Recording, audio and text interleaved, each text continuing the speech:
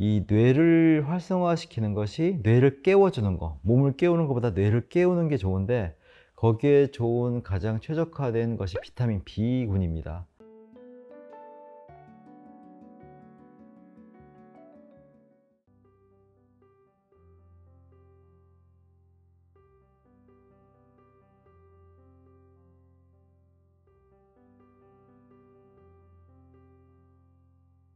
네, 좀 많이 다릅니다. 그래서 환자분들이 많이 당황을 하기도 하죠. 어떻게 이 피로를 풀어야 될지를 모르겠다, 이제 이런 얘기를 많이 하시는데, 질환에 걸리기 전에서 평상시 생활에서 내가 건강할 때 느꼈던 피로라는 것은 기본적으로 아무리 피곤해도 내가 조금 쉬면은 회복이 되거든요. 그게 충분하냐 충분하지 않냐의 차이지. 그런 것들이 있기 때문에 내가 어느 정도 내 피로의 상태를 가늠하고 거기에 따라서 조절을 해서 어느 이상으로 피로가 올라가지 않도록 할 수가 있거든요. 근데 파킨슨병에서의 피로는 그냥 이게 몸에 피로 물질이 쌓였다, 몸이 조금 과로했다라는 수준이 아니라 도파민이 떨어지기 때문에 이게 그냥 일반적인 피로도 있지만 무기력감이 큽니다. 무기력감. 피로하고 무기력감은 비슷하지만 좀 다르거든요. 그러니까 내가 기운을 쓰기가 어려운 거죠. 기운을 쓰기가 어려우니까 이제 그 자체로도 일반적인 피곤함에 더불어서 더해지는 거예요. 그 다음에 또 추가로 이게 의욕도 사라집니다. 그러니까 우울감이 같이 와요. 우울감. 일반적인 이제 지친 상태, 피곤한 건 지친 거죠. 지친 거에다가 뭔가 그걸 내가 추가적으로 그걸 대응할 수 있는 그런 대응에 필요한 기력이 또 없는 거예요. 왜냐하면 쉬는 것도 사실은 기력이 필요하거든요. 너무 피곤하면 쉬는 것도 힘들어요. 근데 파킨슨 환자는 약간 그런 느낌이에요. 내가 쉬려고 해도 쉬어지는 느낌이 없는 거죠. 이제 거기에 추가되는 것이 이제 우울감, 그 다음에 의욕 저하, 그런 거기 때문에 사실 조금 일반적인 그 피로감하고는 좀 차원이 다를 수가 있죠. 근데 이제 묘하게도 파킨슨 환자분 중에 여러 가지 그런 막 심하게 떨고 여러 가지 증상을 호소하면서도 피로감은 또 못 느끼는 분들이 있어요. 근데 또 어떤 분들은 다른 증상은 비교적 경미한데 피로감을 호소하는 분들이 있어요. 그래서 본인이 여러 가지로 파킨슨 때문에 힘들다라고만 생각하지 마시고 이 피로감에 대해서는 좀 명확히 아실 필요가 있어요. 그냥 일반적인 수준의 피로감인지 극심한 피로감인지 이거는 사람마다 차이가 크다고 말씀드렸잖아요. 그러니까 내 피로감이 어느 정도 상태인지를 그건 본인밖에 몰라요. 다른 증상들은 옆에서 봐도 알지만, 그래서 내 피로감의 그 등급이 어느 정도로 심한지를 잘 의료진한테 설명하는 게 중요합니다. 말씀드린 것처럼 환자별로 그 피로의 등급도 다르지만 피로의 어떤 패턴, 어떤 특성도 좀 다릅니다. 가장 보편적인 피로의 패턴은 보통 오전에는 좀 괜찮다가 오후 들어서 피로감을 호소하는 건데, 제가 말씀드렸던 것처럼 이거는 도파민이 오후에 떨어지기 때문인데요. 그래서 오후 들어서 극심한 피로가 몰려온다, 이런 것은 내 뇌에서 지금 도파민이 떨어지고 있구나, 이렇게 생각을 하셔도 되는 거예요.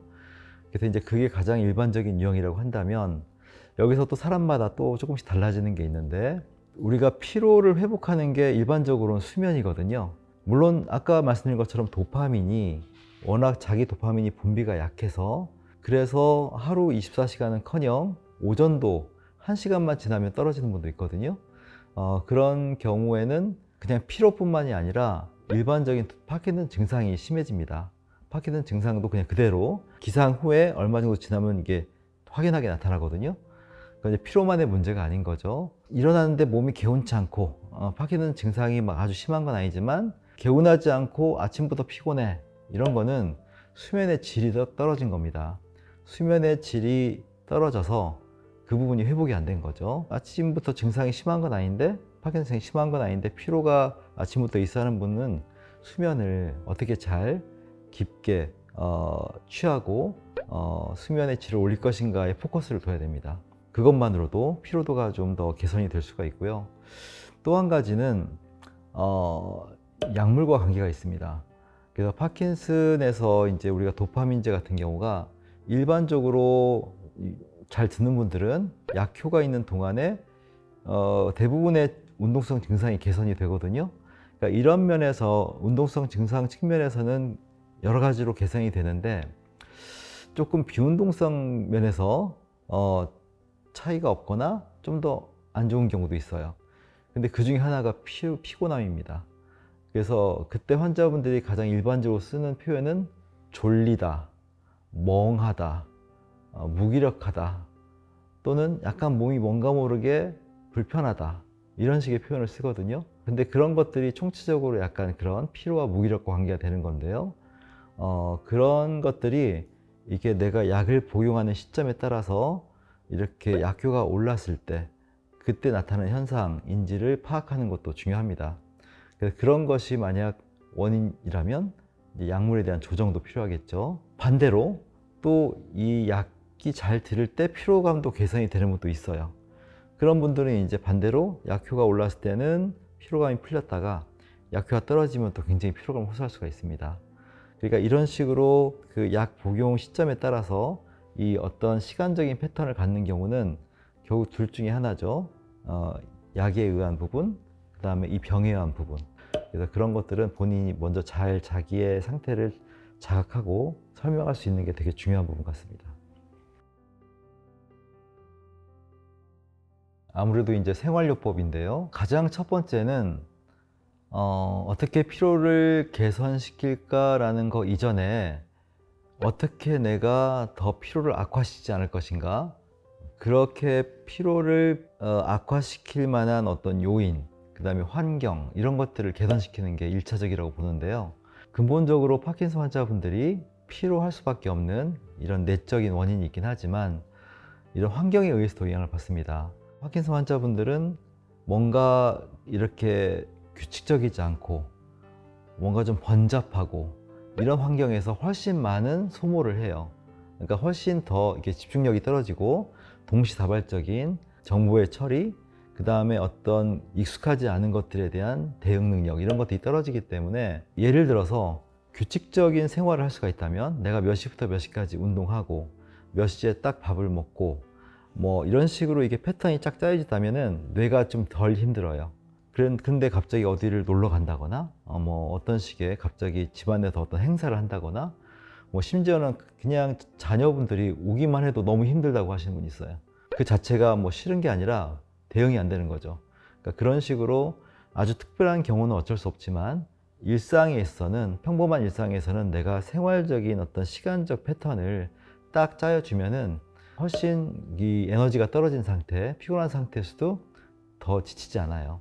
네, 그런 것이 첫 번째고요.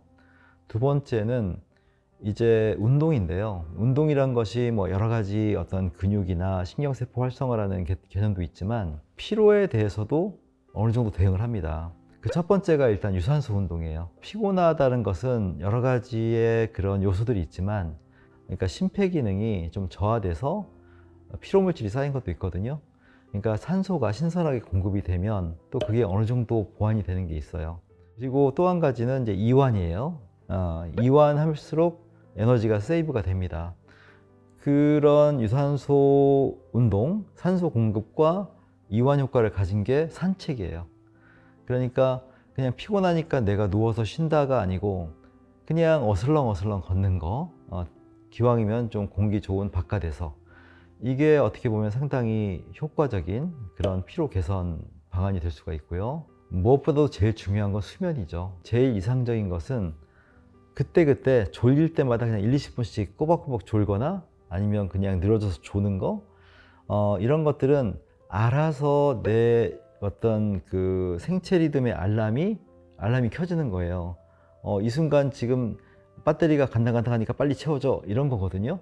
그러니까 딱 그 시점에 그냥 그런 느낌이 들을 때 그냥 얼른 채워주는 거죠. 고맙다 하면서. 이제 그런 식으로 생각해 주시는 게 좋고요. 그 다음에 이제 식생활적인 면에서는 결국은 피로라는 게 제가 이제 뇌의 피로에서 온다고 했잖아요.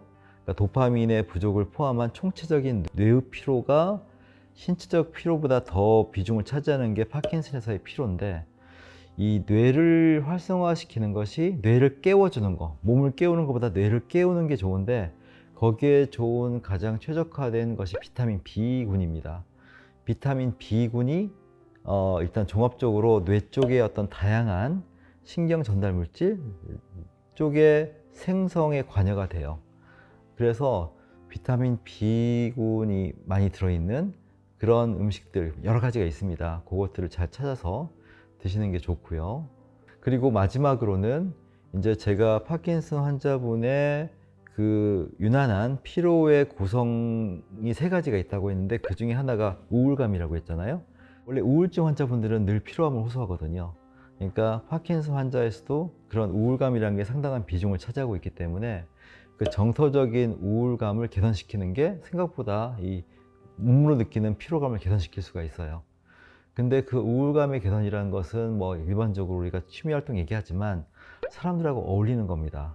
사람들하고 어울리면 거기서 또 피곤할 수도 있겠지만 그 사람들과 어울려서 생겨지는 추가적인 피곤함보다 거기서 얻어지는 생기, 거기서 얻어지는 그런 어떤 정서 활동이 더 훨씬 커요.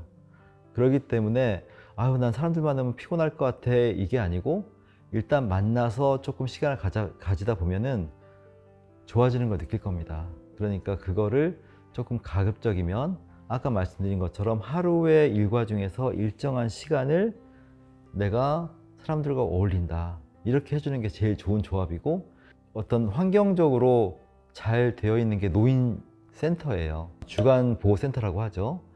그런 데 다니시는 분들이 생각보다 좋아지는 분들이 많이 있거든요. 근데 그게 보면은 주간보호센터에서 아주 뭐 적극적인 어떤 뭐 운동을 하거나 그런 것보다도 사람들하고 그냥 어울리는 겁니다.